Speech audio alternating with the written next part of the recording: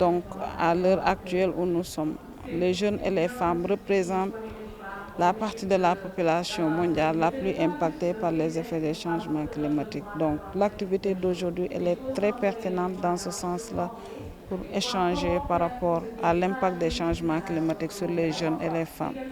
Mais également, la partie la plus importante, c'est la présence de cette partie de la société dans les instances de décision.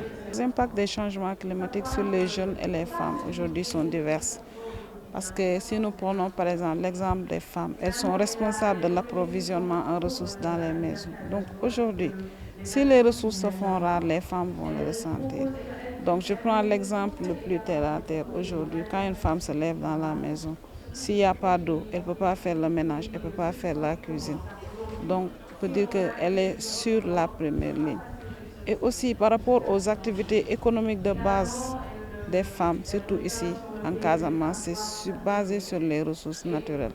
Donc, si nous prenons l'exemple de la salinisation des terres aujourd'hui, ici en terre Diola, où la riziculture est une activité très importante, donc avec la salinisation des terres, les femmes n'arrivent plus à être autosuffisantes du point de vue alimentaire.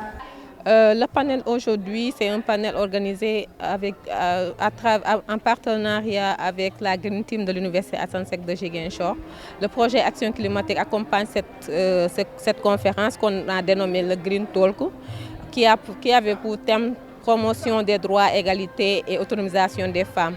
Dans le contexte du mois de la femme, on a jugé nécessaire d'avoir une activité au sein de l'université en partenariat avec la Green Team.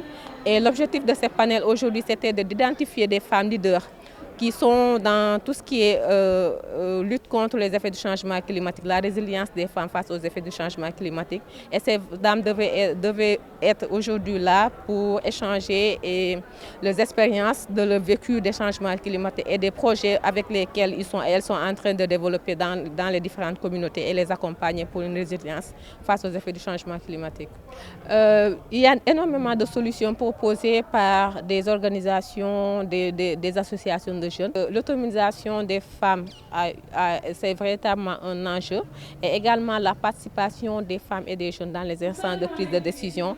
Et ce qui freine la participation dans les instances de prise de décision des femmes et des jeunes, c'est surtout la formation et le leadership.